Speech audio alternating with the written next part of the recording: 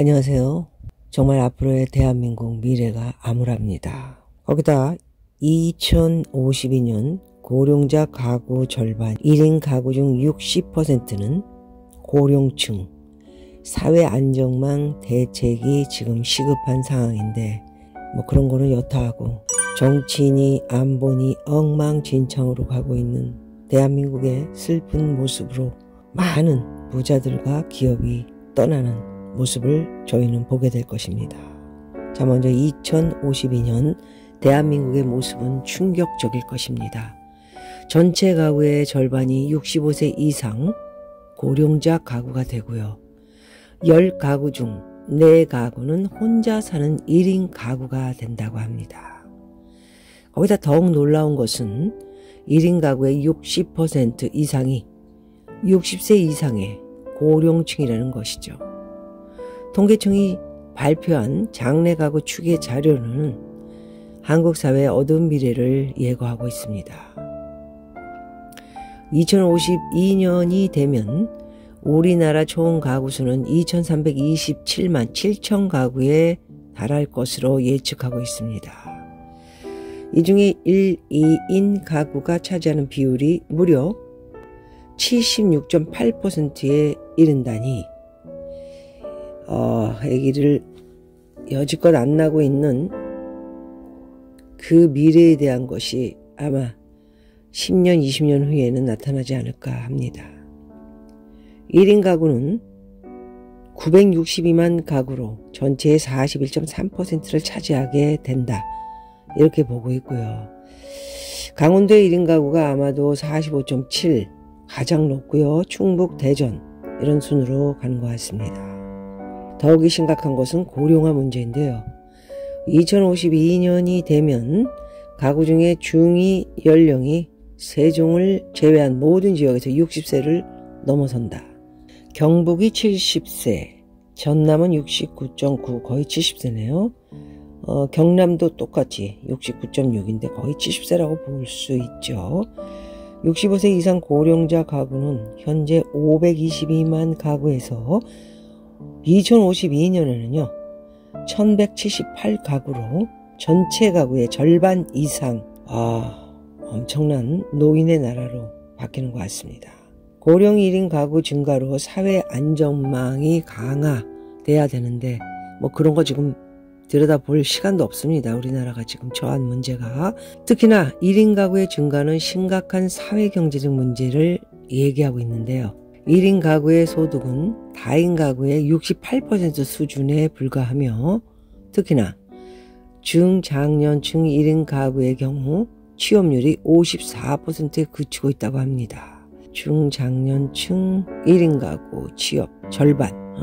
더욱 우려되는 것은 이들의 건강과 심리적 문제입니다. 나이가 들면 들수록 음식에 골고루 영양 있는 것들을 챙기셔야 하고 운동 또한 스트레칭을 하든 밖에 나가서 움직이든 그런 것도 굉장히 많이 체크해야 됩니다. 그래야 노후를 건강하게 오래 살기보다는 건강하게 살다 죽는 것이 중요하기 때문에. 그런데 1인 가구의 대사증후군 발병률이 다인 가구보다 1.6배 높고요.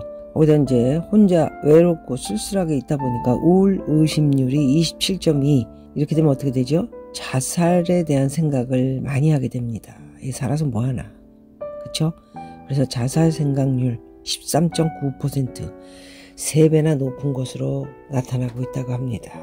이러한 변화의 근본적인 원인 중 하나로 천정부지로 치솟은 주택가격이 아마도 원인이라는 생각을 갖고 있는 것 같습니다. 서울 아파트 가격이 2015년 5억에서 현재 더블로 올랐죠. 그래서 10억 원에 육박하고요.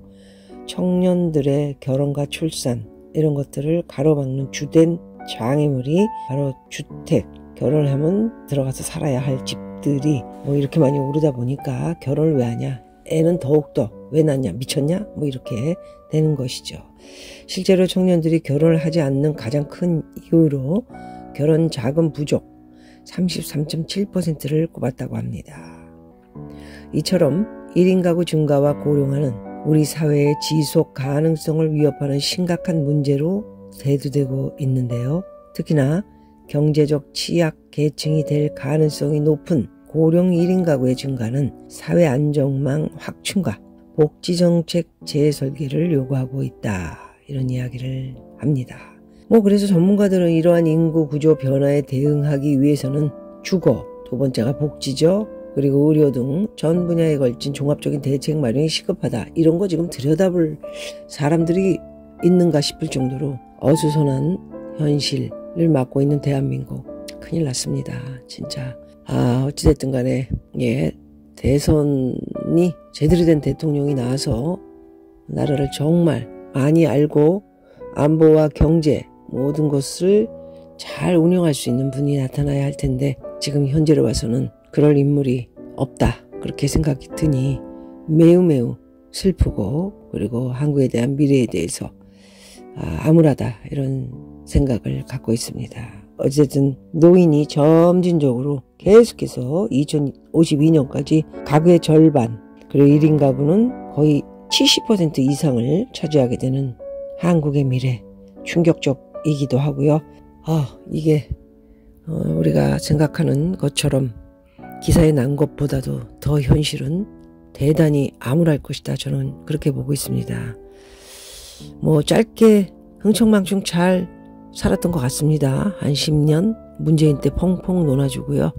그 전에 박근혜 때도 그렇고 다 정치계 때문에 나라가 전체적으로 폭망하는데 국회의원 또한 그렇죠. 지방마다 무슨 다리를 만들고 쓸데없이 뭘 해주고 놀이터를 만들어주고 하나 필요 없는 공항 만들고 펑펑 돈 쓰고 빚 내고 망하는 회사들 계속 돈 빌려주고 그 외에도 말할 것도 없이 그냥 다 돈으로 다 막은 이 결과가 이제 현실에 있어서는 완전히 폭망하는 대한민국으로 가고 있다. 그렇게 봅니다.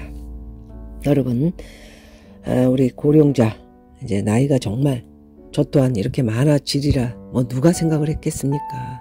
젊은 나이에 대한 미래를 생각하면서 40대, 50대, 60대, 70대 걱정하며 살아온 사람들은 성공적으로 모든 것이 그래서 굉장히 계획, 플랜이 중요하다는 말씀을 계속 드렸습니다. 저는 엄청난 플랜을 계속해서 이어왔고요.